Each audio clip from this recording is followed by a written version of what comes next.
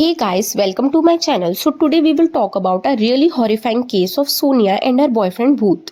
So let's begin.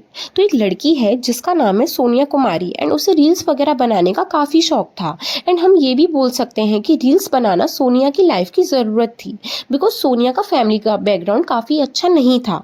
उसे काफ़ी financial problems face करनी पड़ती थी. उसने अपने पेरेंट्स को दो पैसे कमाने के लिए काफ़ी स्ट्रगल करते हुए देखा था. उसके पेरेंट्स बिहार से थे जो काम की तलाश में दिल्ली में आकर बस गए थे एंड पूरी फैमिली वेस्ट दिल्ली के नागलोई में आकर एक किराए के घर में रहती थी. सोनिया के फादर जानवरों का चारा बेचते थे और माँ घर घर जाकर दूसरों के घरों में झाड़ू बर्तन वगैरह करती थी. पैसों की कमी की वजह से सोनिया को 10th स्टैंडर्ड के बाद अपनी पढ़ाई छोड़नी पड़ी, लेकिन उसने सपने देखना नहीं छोड़ा. सोनिया ने सोशल मीडिया के थ्रू पैसे अर्न करने का सोचा एंड अपनी और अपनी फैमिली की लाइफ चेंज करने की सोची. उसने अपनी कुछ सेविंग से एक स्मार्टफोन ले लिया एंड रील्स बनाना शुरू कर दिया. जब उसके पेरेंट्स अपने अपने कामों पर चले जाते तो वो घर का सारा काम करने के बाद पूरे दिन रील्स बनाती. वो कॉन्फिडेंट थी कि अगर वो रेगुलर कंटेंट अपलोड करेगी तो एक दिन उसकी फॉलोइंग इतनी बढ़ जाएगी कि उसे पेड प्रमोशंस वगैरह आने स्टार्ट हो जाएंगे एंड धीरे धीरे उसकी फॉलोइंग भी बढ़ने लगी. और रील्स बनाने के साथ साथ उसने सिलाई का काम सीखना शुरू कर दिया. वो अपने लिए कपड़े सिलती और फिर रील्स शूट करती और फिर धीरे धीरे उसके 7,000 से भी ज़्यादा फॉलोअर्स हो गए. लेकिन किस्मत को तो कुछ और ही मंजूर था. सोनिया के सपनों ने उड़ान भरना शुरू ही किया था कि तभी उसकी लाइफ में एक भूत ने दस्तक दी.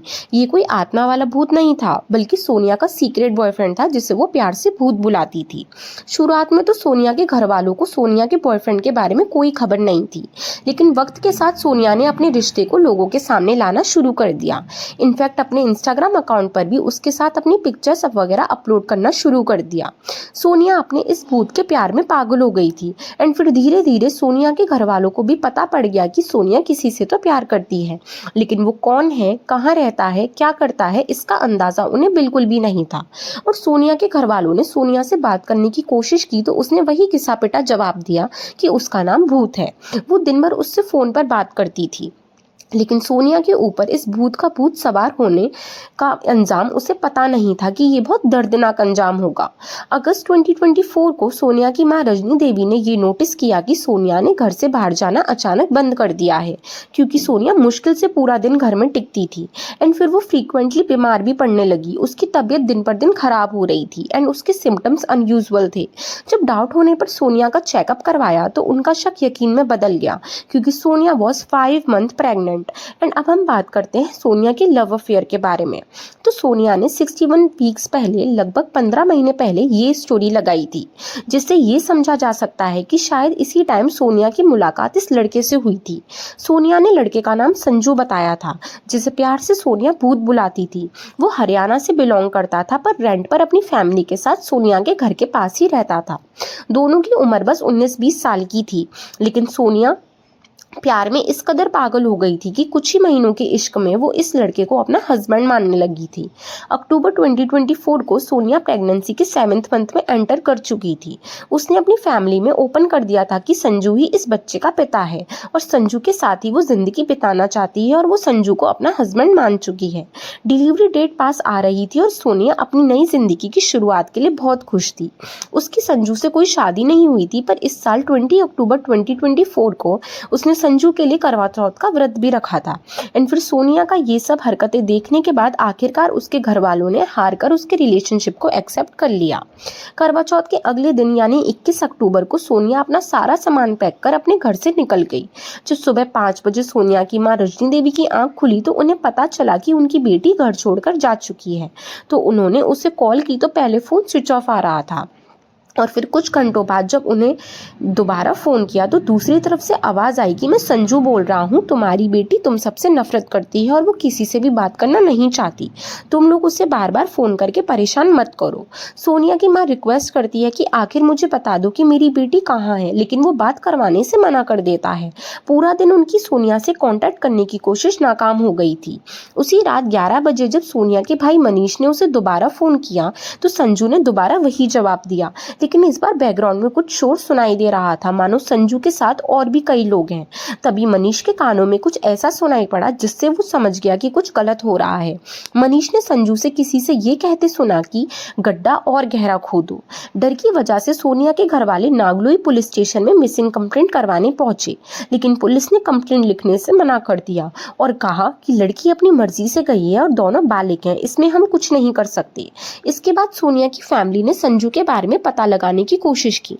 पता लगाते लगाते वो लोग अगले दिन संजू के घर पहुंचे और वो लोग वहां सदमे में आ जाते हैं, क्योंकि सोनिया जिस संजू के साथ गई थी उसका असली नाम सलीम था।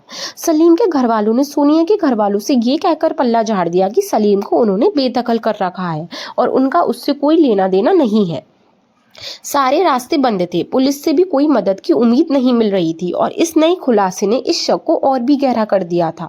अगले दिन 23 अक्टूबर को सोनिया के भाई मनीष के पास पश्चिम विहार पुलिस स्टेशन से कॉल आती है, जिसमें पुलिस ऑफिसर मनीष को बताते हैं कि उन्होंने एक लड़के को बिना नंबर प्लेट की बाइक चलाते हुए पकड़ा है और उसके पास से कुछ डॉक्यूमेंट्स मिले हैं जो कि सोनिया और उसके फादर का आधार कार्ड था, जिसे सोनिया अपने साथ लेकर गई थी। तभी मनीष फौरन नागलोई पुलिस स्टेशन पहुंचकर वहां पर पुलिस को इन्फॉर्म कर देता है और वहां की पुलिस पश्चिम विहार की पुलिस से कांटेक्ट करती है। फिर जो लड़का पकड़ा गया था वो और कोई नहीं बल्कि वही सलीम उर्फ संजू था।